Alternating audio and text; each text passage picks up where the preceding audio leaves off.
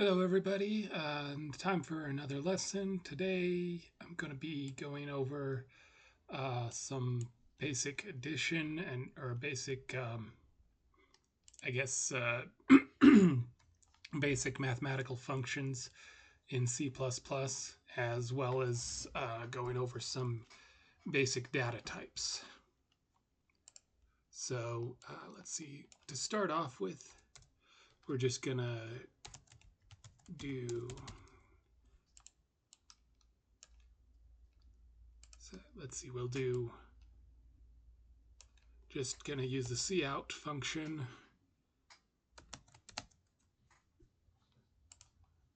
So if we put cout and then the two less than signs and then do 1 plus 1, what should that, let's see what that does.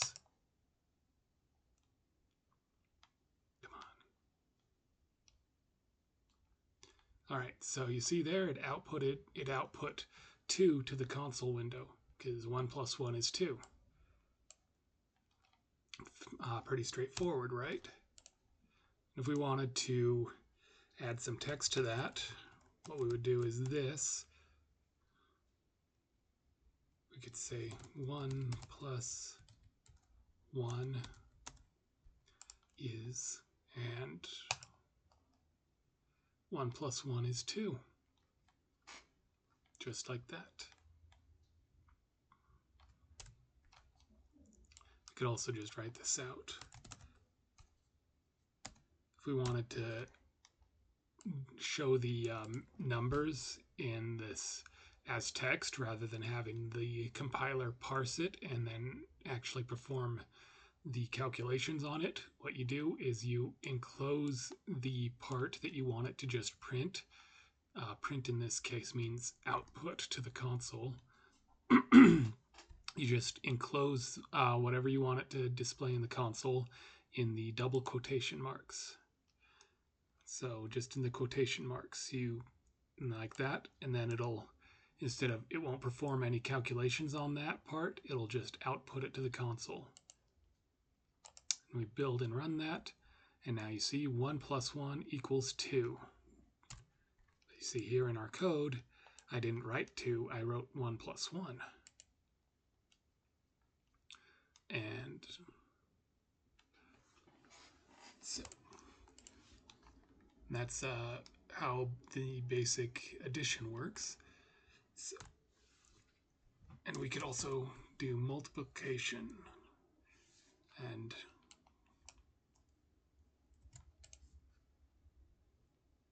yeah, so as you can see, 1 times 1 equals 1. And in C++, we use the asterisk as our multiplication symbol. I know if you're coming from your regular math class, you probably used an X as your multiplication symbol in school. But for C++, we have to use the asterisk as our multiplication symbol.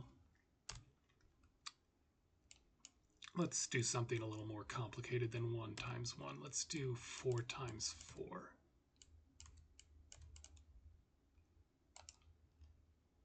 As you can see, 4 times 4 equals 16. So this is a way you can use C++ to do some very basic mathematical calculations. And to do division, you use the /, not the backslash. So the difference between a / and a backslash, you look at the top of the slash. If the top of the slash is leaning to the right, that's a /. Whereas if the top of the slash is leaning to the left, that's a backwards slash or a backslash. The backslash is not a function here, though. For performing the division function, we use a /, where the top of the slash is leaning to the right. And that's the division symbol. So if we build and run that, 4 divided by 4 equals 1. We could also do a 4 minus 4. forgot to build that. 4 minus 4 equals 0. And so that covers the 4 basic mathematical operations, plus, minus, multiplication, and division. I kind of did it out of order, but whatever. There's actually also a 5th function that you'll want to know about, and that goes along with division. It's what's called the modulus operator, which is used where we use the percentage sign, and that will give us the remainder this gives us the remainder of the division operation rather than the result. So rather than the answer. So if we build and run that, so the remainder of 4 divided by 4 is 0. And how is that different from division? Well, let's see. If we replace the modulus operator back with the division operator, see, 4 divided by 4 is 1. And because it divides evenly into itself, it has no remainder. And that's why the modulus operator gives us a 0. So yeah, you can use this modulus operator to see whether or not any particular number is even or odd. That's basically what you would use. That's something that would be very useful in like a FizzBuzz problem. You would use this modulus operator in order to determine whether or not the numbers you're performing the division operation on are even or odd. Very useful for a FizzBuzz program, which is something you've probably encountered if you've taken any programming courses. So let's see. To duplicate a line in your editor, just press Control-D, and that'll duplicate whichever line you're currently on. So we can, if we do like this, then it'll show the division and the modulator operator on separate lines. So if we build and run that, as you can see here, 4 divided by 4 equals 1 with the remainder of 0. Now suppose we wanted to do a different number. Let's see, and we'll do divided by 2. And let's see. What does this give us? So 4 divided by 2 equals 2, and because it does divide evenly, it has a remainder of 0.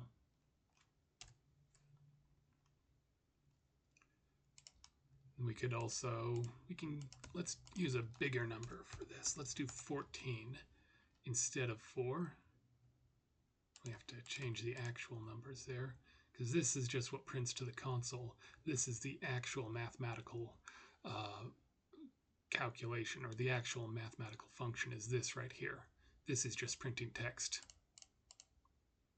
So build and run.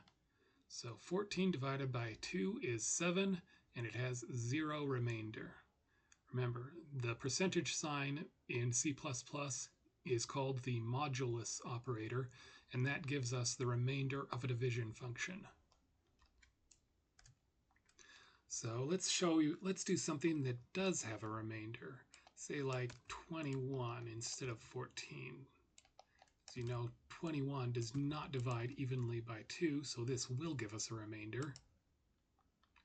So 21 divided by 2 is 10, with a remainder of 1, because 20 divided by 2 is 10, and then because we're doing 21, we have 1 left over. So if that clarifies the modulus operator at all, let's try it with even bigger numbers. Let's say like 73.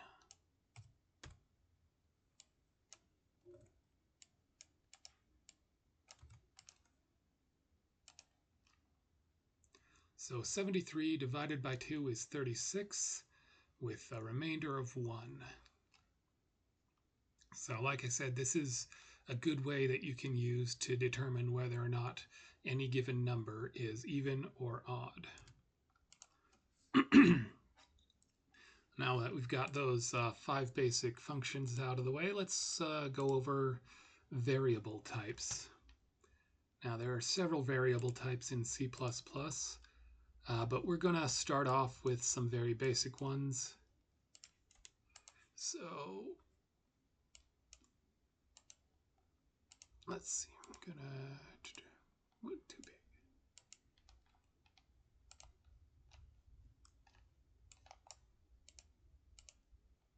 That's a good size. 40, yeah, that should be visible. All right, so these are the variable types we're going to go over. So the first one that we're going to talk about is int, and that is short for integer. Basically, that means a whole number, no decimal points allowed. So just 1, 2, 3, 4, 5, 6, 7, 8, yada, yada, yada. So yeah, you can't... It's basically just whole numbers only is what an integer is. And then floats and doubles are both kind of the same thing. Those are both two different types of decimal numbers. You don't distinguish between these in math class. Like if you were taking like just a basic elementary school level math class, this is just decimal point numbers. And we don't want to. So this would. So let's see. Integer is 1, 2.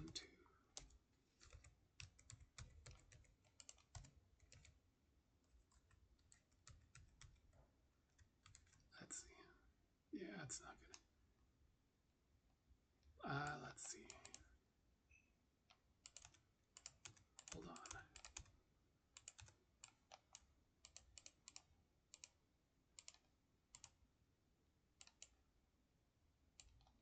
There we go. So yeah, integer.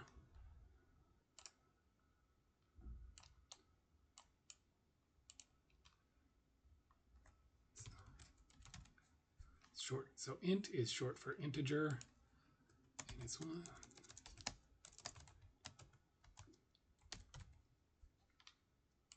Float. It's short, not really short for anything. Float is a complete word on its own, but it's for floating point number.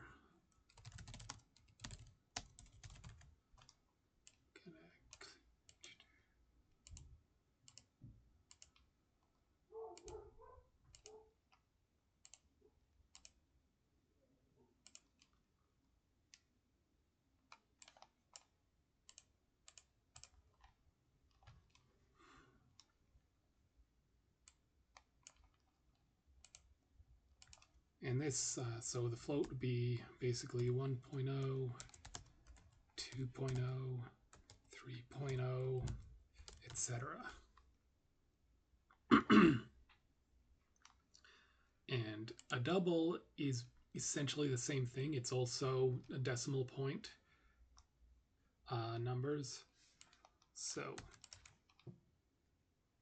double is also 1.0, 2.0, 3.0, etc. And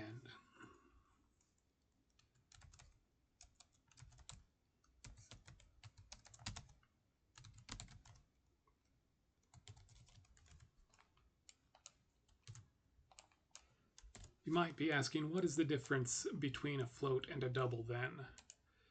Well, the difference is basically just the amount of room it takes up in memory. A double takes up twice as much room. A double takes up twice as much room in memory as a float, and it can store larger. It can store more numbers after the decimal point. So a float, you can only have the decimal point only goes to about like 6 or 7 digits after the decimal point, whereas a double can go to 15 or 16 digits after the decimal point. So you can get more precision with a double, but it also takes up twice as much memory in your computer's RAM, and that can also slow down the calculations a little bit. I mean, these days computers are so fast, the difference between them is negligible. But back in the 60s and 70s, when these were created, the difference was pretty important. These days, it doesn't matter so much. You could probably use a double and be just fine, or you could use a float just if you want to be super efficient with your memory. Just use a float and it'll take up half as much space in memory, which can speed up calculations if you're doing very complex things or using an old computer from the 60s. And char, that's short for character. There's some debate about how exactly to pronounce this. A lot of people say char because that's what it looks like, but it is actually an abbreviation for character. So you might hear some people say care instead of char. Other people say car because maybe they don't like saying care. I don't know. But yeah, basically this is a single, an individual letter, or it could also be a number. So this could be A, B, C. It could also be a number, but where or it could be a symbol.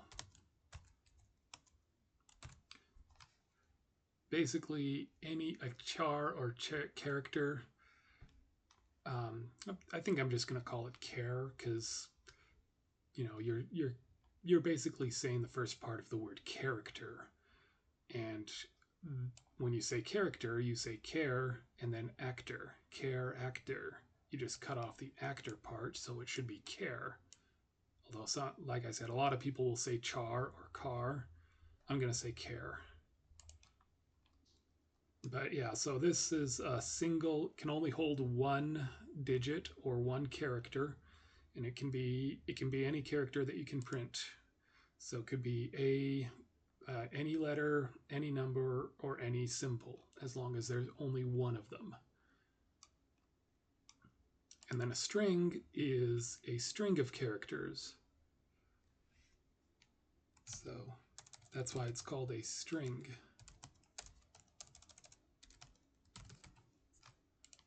And this is what you would use for writing out sentences.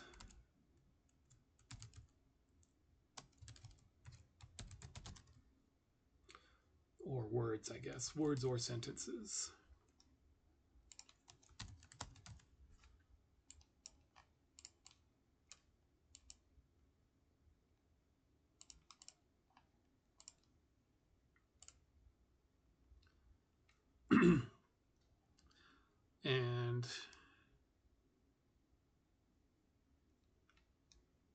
And then we've got Boolean, or bool for short.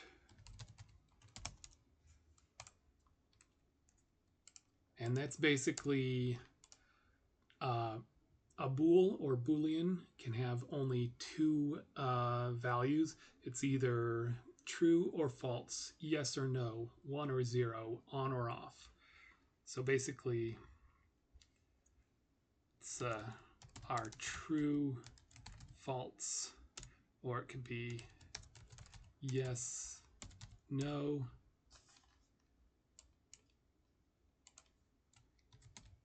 or on, off, 1 or 0.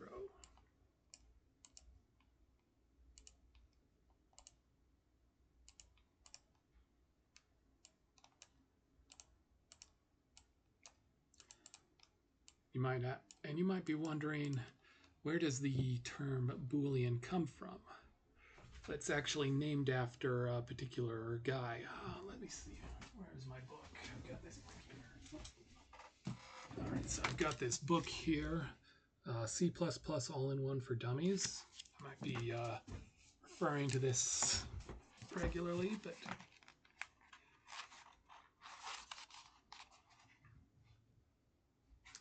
it said in here where the term Boolean comes from.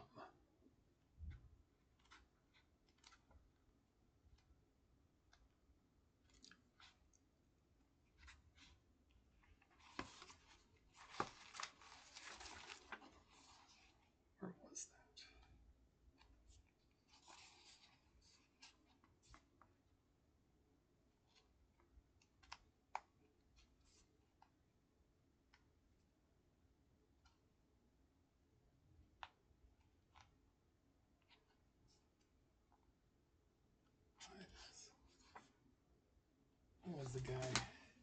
Okay, I probably should have prepared this in advance.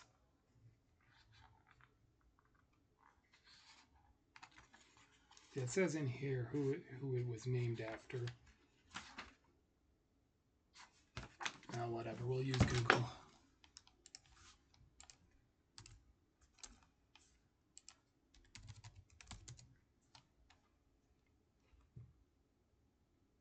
All right, here we go. So in computer science, the Boolean is a data type that has one of two possible values, which is intended to represent the two truth values of logic and Boolean algebra. It is named after George Boole, who first defined an algebraic system of logic in the mid-19th century. Okay, so George Boole is the guy who basically came up with the term, and it's, okay, here's a picture of him. This is the guy who, the Boolean variable is named after, George Boole.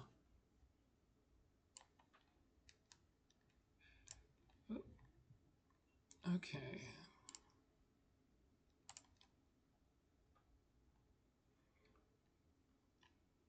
Boolean data type. So on Wikipedia, we got our Boolean data type, named after George Boole. In computer science, the Boolean, sometimes shortened to Boole, is a data type that has one of two possible values, usually denoted true and false or true or false, which is intended to represent the two truth values of logic and Boolean algebra. It is named after George Boole, who first defined an algebraic system of logic in the mid-19th century. The Boolean data type is primarily associated with conditional statements, which allow different actions by changing control flow depending on whether a program or specified Boolean condition evaluates to true or false. It is a special case of a more general logical data type. Logic does not always need to be Boolean. See probabilistic logic. Okay, well, we don't need to worry about that. Yeah, because we're just worrying about data types in C++. So in programming languages with a built-in Boolean data type, such as Pascal, C, Python, or Java, the comparison operators, such as less than and not equal, are usually defined to, that's greater than, not less than, sorry, are usually defined to return a Boolean value. Conditional and iterative commands may be defined to test Boolean valued expressions. All right. So yeah, that's the Boolean data type. And then there's one more of the basic data types, and that's void, which is basically means no data type. You would use that for functions that don't return any, that don't return a value. So you wouldn't use void for declaring a variable. You would use that when writing a function, because functions, most functions, well, I don't know now, maybe not most, but there are basically functions that return data types and functions that don't return data types. And if you're writing a function that does return a data type, you'll want to use usually one of these, although there are some more complex data types that we'll get into later. But if you're writing a function that does return a data type, you'll want to use one of these, int, float, double, char, car, or string, bool. And if your function does not return a data type, you can just write void, which means it's basically no data type, or empty or nothing, no data returned. So it's basically a function that would do something without returning any data, and that is your void data type. So let's go over, let's use these in our example. So here we are back in our code, and inside of our main function, let's write, we'll start with integer, and we'll just do integer number equals 150. And then we end that line with the semicolon. And then we take this number right here, we can replace that with So what you see I've done here is each of the places where I had the number specified before, I had just written the number, whether it was 73 or 4 or 2 or whatever was there. I replaced all of those with our variable, and I named the variable number. And it is an integer variable type, and I set it equal to 150. So integer number equals 150, and we can now perform mathematical operations on that the same way that we were performing the mathematical operations on the numbers before. So if we build and run that, you'll see that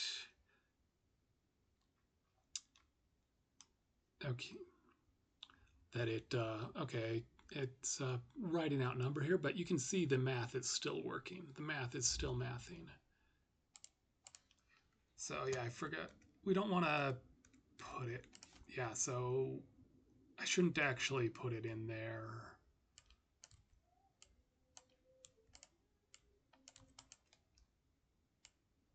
Yeah, because I forgot the string is just going to print out whatever is in there. And this is right here is a string data type, and which the compiler will not parse any text in here. It won't perform any mathematical operations on the text that's between the quotation marks. It'll just treat that as characters that are meant to be directly printed.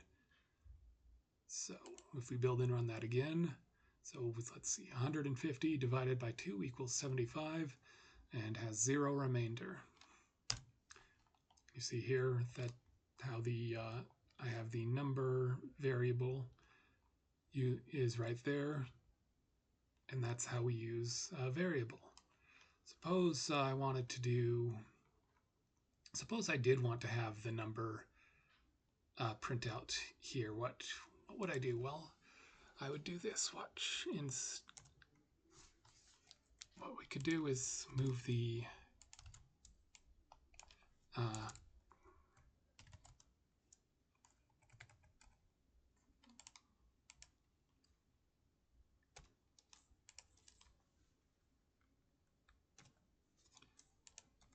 move the quotation marks over, add in some more less than signs, and then just like that.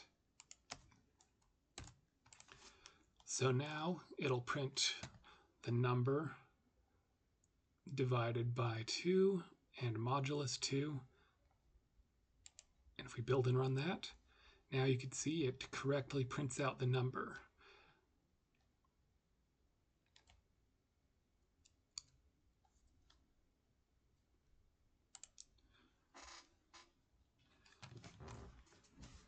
Now, we don't necessarily have to write out number. We could just use n. So watch if I shorten all of that to n. This is actually something that you'll see is very, very common in a lot of programming code. Sometimes programmers will just write n to mean number, or they might write num. You see it still works exactly the same. So we could also just write num, num, num, and that's our num, num, num, num, num, num, num, num, num. Okay, so here is the output of the program with our number variable, or num variable, equal to 150. And watch, I can change this to just, let's say, like 37 or 370. Sure. See, I changed that, and you see it prints out here just fine, and the math continues to work just fine. 370 divided by 2 equals 185 with 0 remainder. And if I get rid of the 0 and make it 37 instead of 370, then 37 divided by 2 is 18 with a remainder of 1. And our modulus operator helps us with that. Looks like I've got an extra space in there. Not a big deal. The compiler doesn't care about spaces. So yeah, there's a little cleaner right there. 37 divided by 2 equals 18, with a remainder of 1. Now let's suppose we wanted to do a float instead. What would happen?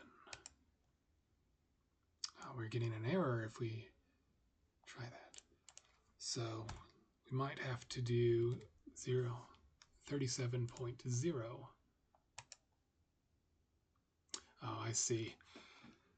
It's not wanting to do the float operation on this line of code with the modulus operator, because we're not going to get a remainder when we're doing division on a decimal point. Because when we're doing decimal point division, there are no remainders. Remainders only happen with whole numbers. So yeah, we just 2 forward slashes means we comment out that line of code, and that makes it so the compiler does not. Basically the compiler just will ignore code that has been commented out. As you can see, it's gone gray or green, kind of a bluish, very light blue.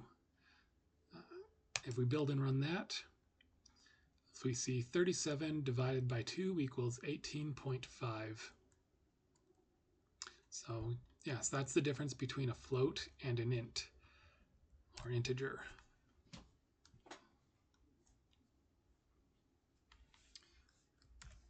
Let's, here, I'll do that. We'll have 2, so we can't have 2 variables that both have the same name. See, watch what happens if I try to build that. It'll give us an error. See, error, conflicting declaration, float num. Previous declaration, int num. So yeah, the compiler will not let us use the same name twice for 2 different variables. So we're going to have to do num1 and num2 for number 1 and number 2.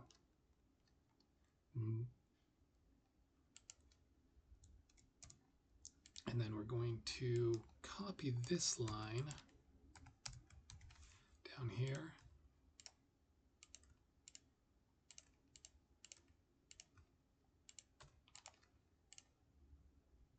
All right.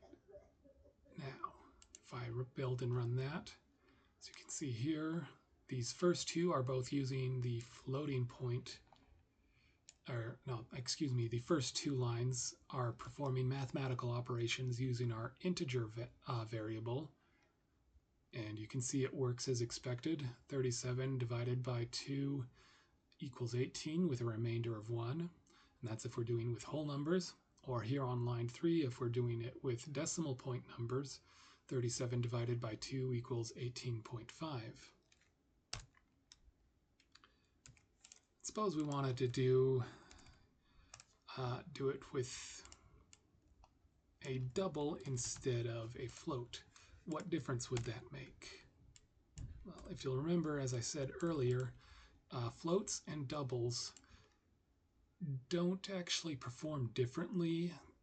They're both different ways of representing decimal point numbers. So if I build and run this, you'll see the lines 3 and lines 4 both output the exact same thing. 37 divided by 2 equals 18.5.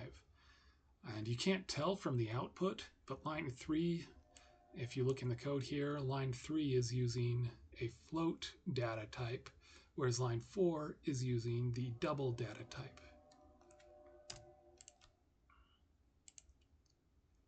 So we'll show you what difference this makes.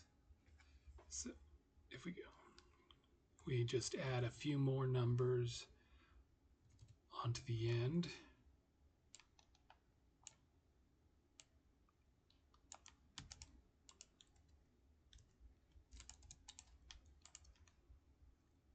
Let's see. Interesting.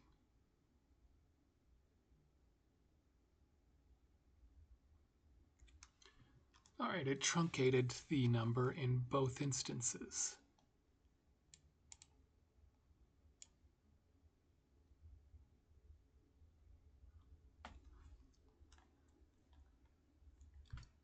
Let's see if I can get it.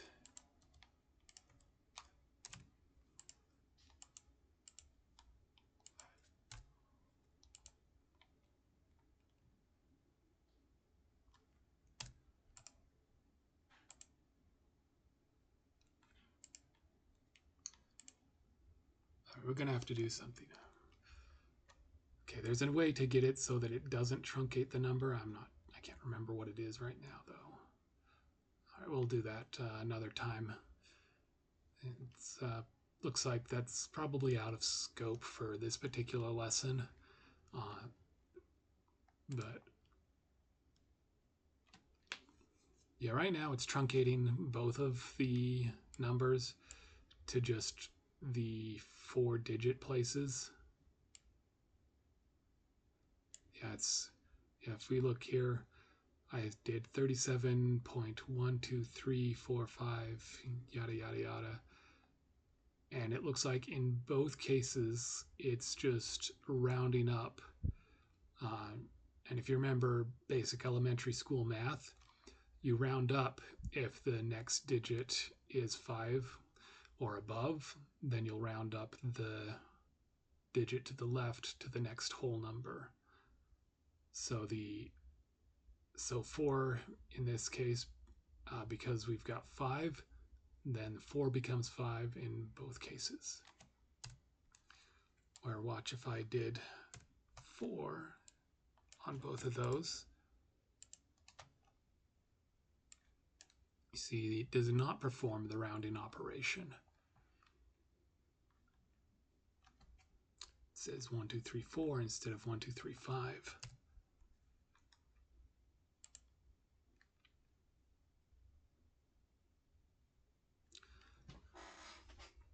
All right, and let's see, what was the next data type we were going to do? Yes, char, or character. Some people might say chair, or car, or care. Different ways of pronouncing it. You might hear me say it different ways. I think I've already said it. Char. Char is what I've normally heard at least in the programming classes I've taken. The professor normally pronounced it as char. Your professor might have pronounced it a different way, but my professors usually pronounce it as char. But like I said, I think it should be care because it's short for character. So we're going to do care,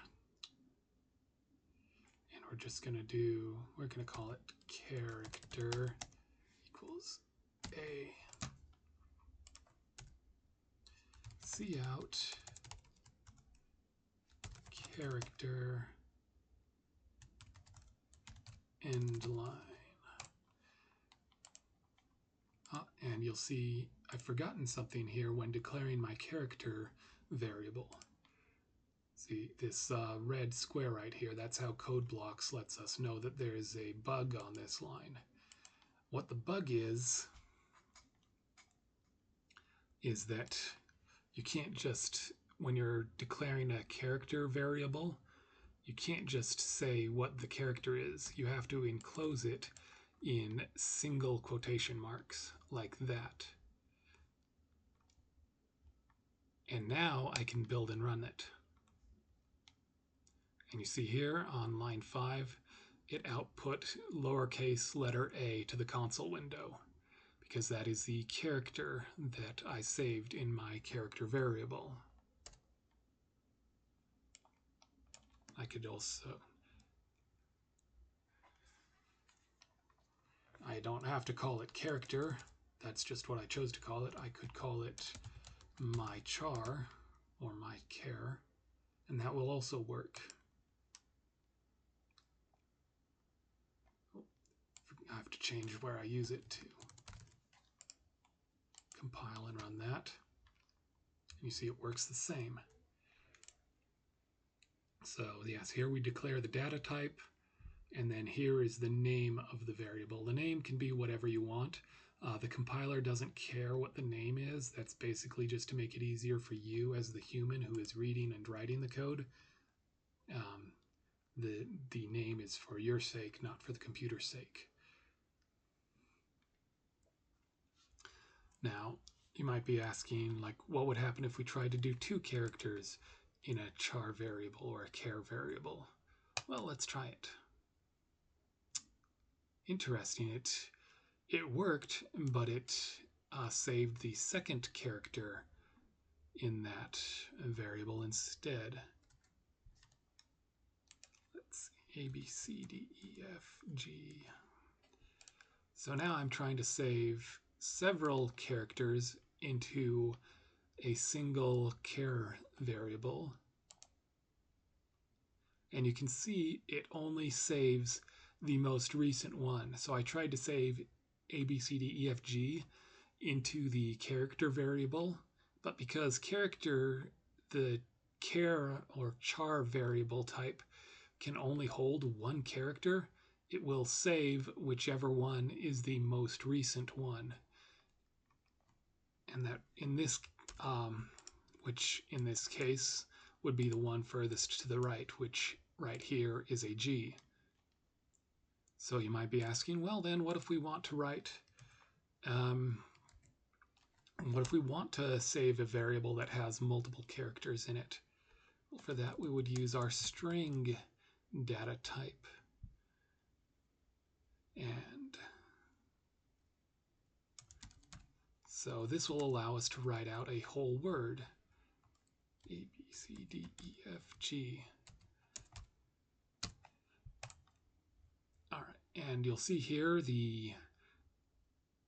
you'll notice that the data that I'm putting into the variable has not changed color.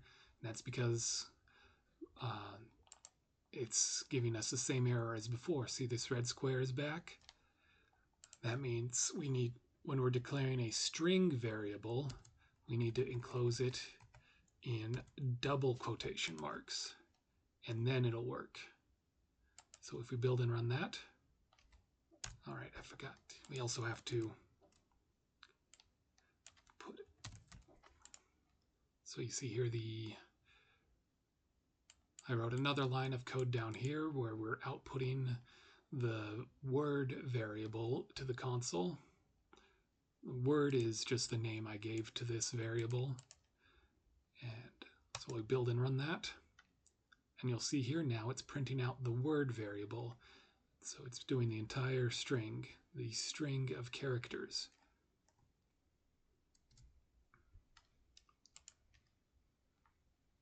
Something else that's also interesting, suppose I want to use this string variable, but I only want to refer to a particular letter or a particular character in the string. Well, what I can do is I can specify when I'm doing cout, if I put square brackets after the string variable, then I can put a number in there, and that will specify which character in the string of characters I want to output. And then it'll only output that individual letter. So watch if I run that. So you see here, it'll only output the letter E, because I put in the number 4. And if you look up here, E is the 5th letter in this string. You might be asking, well, why did it output the 5th letter if I put in the number 4? It's because the counting starts at number 0 and not number 1. So A is number 0, and then B is number 1, C is number 2, D is number 3, and E is number 4.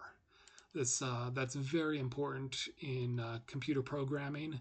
You start counting at 0, not at 1. That is something that is very, very important in computer programming. A lot of common errors are made when beginning programmers especially, will make the mistake of starting their count at 1, at least in their mind. They'll start counting at 1 when the computer is actually starting its count at 0, and then what the programmer thinks they're writing and what they're actually writing will not necessarily be the same, and that's when you get like a Stack Overflow error sometimes, or that's one of the things that can cause a Stack Overflow. And I think the heartbleed bug was also something similar to that, and probably not exactly the same, but similar. So yeah, that's when we get to arrays, keeping in mind the overflow is going to be very important in remembering which character we're on in the array. If you see, if I put in 0, if I build and run that, as you can see now it's outputting the letter A, because in our word variable, A is in the zeroth place.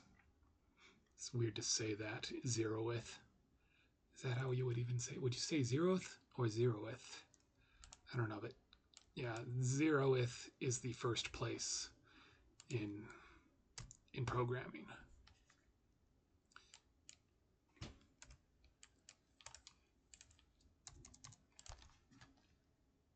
So 0, 1, 2, 3, 4, 5, 6. All right. So we have 7 letters here, but our array only goes up to 6 because we start counting at 0. So watch, see if I put in 6 here, it'll output the letter G. All right, see how it output the letter G. Watch what happens if I put in 7, because we don't have a 7th place. It doesn't output anything. Blank. There's nothing there.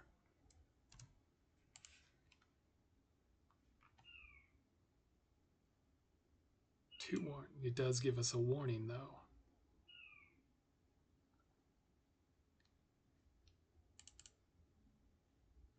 Where did I look at warnings? Build messages.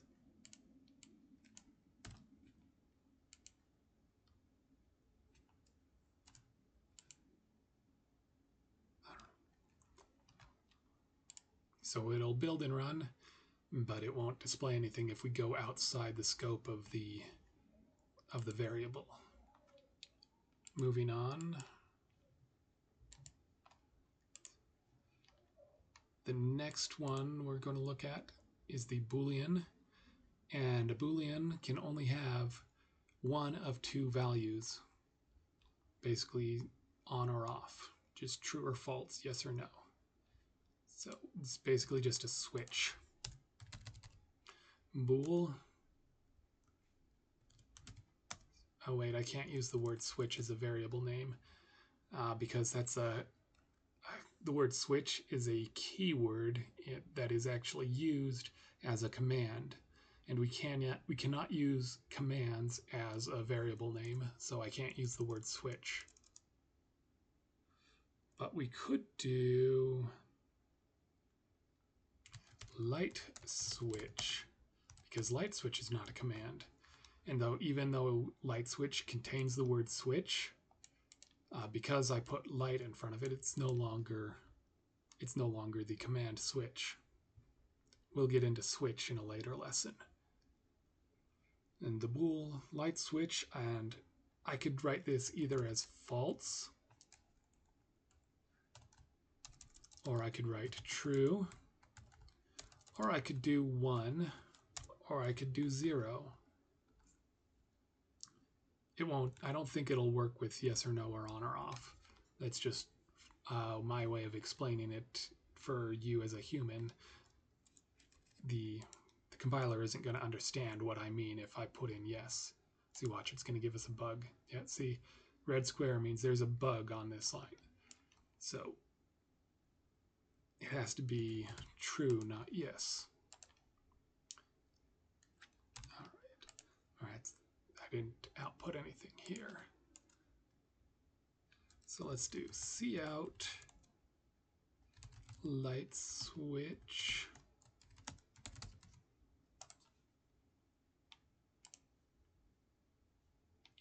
You can see it output the number 1. And I'm actually going to write out the word light switch just so we know what it is.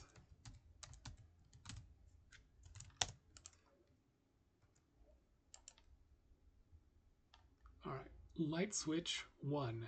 1 means on, 0 means off. So I set the light switch to true. True means 1. If I set it to false, then our light switch is off, and that is 0. I can also just put in 1. And you see that also works. If I put in 0, the light switch is 0, meaning off.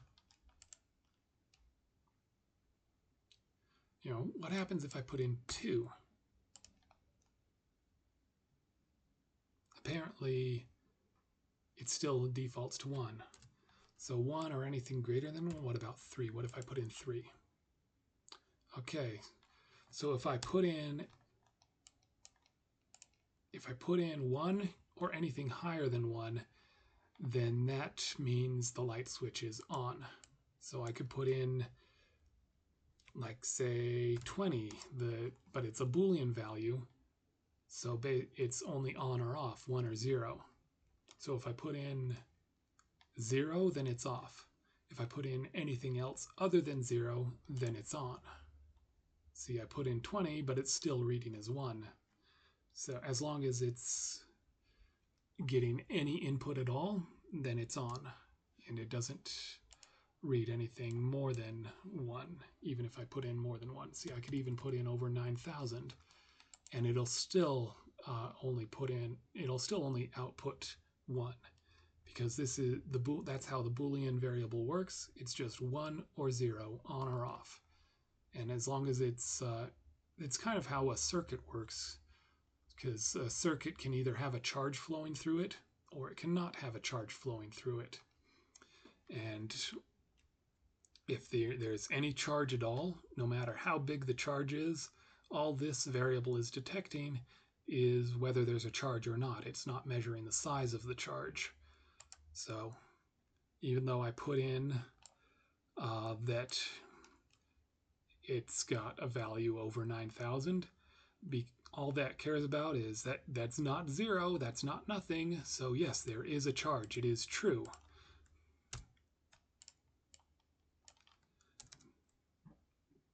And we'll just say true for now. And if I put in true, you see it has 1 as well. And that means our light switch is on. If I switch it to false, then our light switch is off. No charge at all. If I put in 0, light switch is off. What if I put in -0? -0 is apparently the same thing as 0.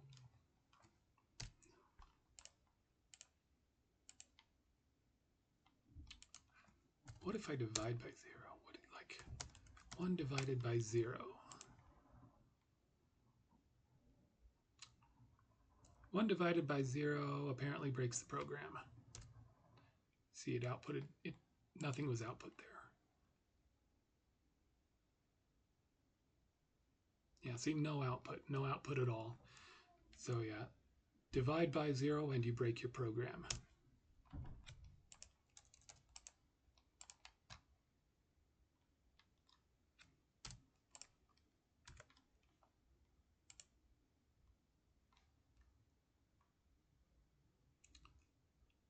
All right, and oh yeah, the last variable was the void. I don't think you can use void as a data type when declaring a variable.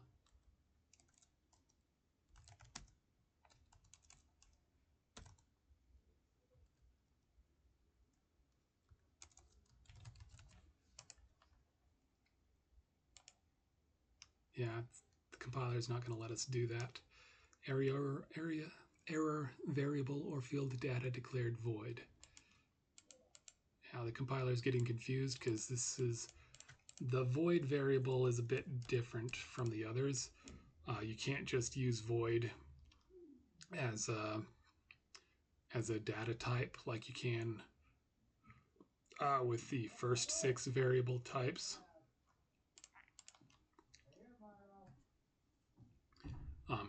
You would use the void data type when writing a function.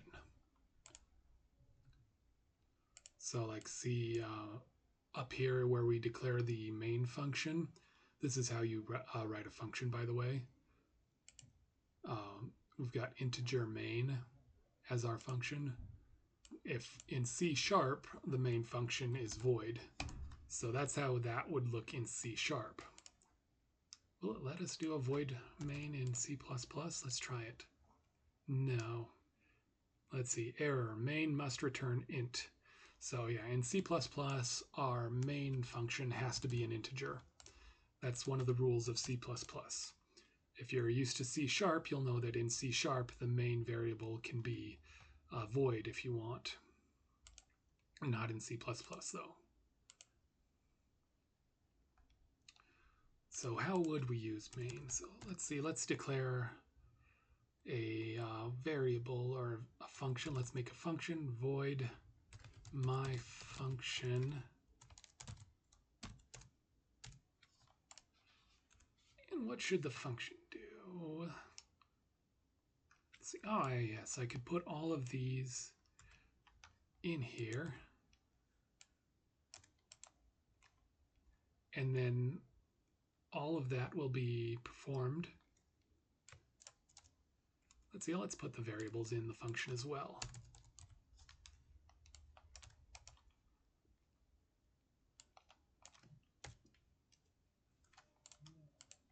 And we're going to use comments to label this main.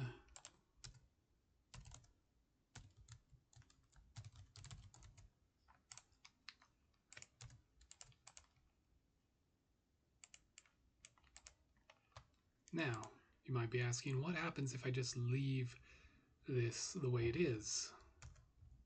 Well, let's build and run and see what happens. See, our program doesn't do anything anymore. There's no output, just this default output that tells us, I don't know how to get rid of that, but that's just the default output that CodeBlocks creates for a default console application. So this is called abstraction, where I take the code here and I abstract it out of the main function and put it in its own function. So I have abstracted that code out into its own function. And how would I execute that or have that initiate? Well, we would call the function in main. So I'd call my function, and then you've got to make sure to include the opening and closing parentheses followed by the semicolon. That's how you know it's a function. I don't know if I hope the font there is large enough you can read it. So yeah, and this is called calling a function. And if I build and run that, now you see it gives us all of the functionality back that we were doing in the main function earlier. Let's see. I've been going for almost an hour now. All right, yeah, I think that's probably all that. It's probably a good lesson for today. It's about an hour. Yeah, that's. Yeah, I'll call that a day. That's all for this lesson. So, we'll go into more detail next time. And that's all for now. Thank you, and don't forget to like and subscribe.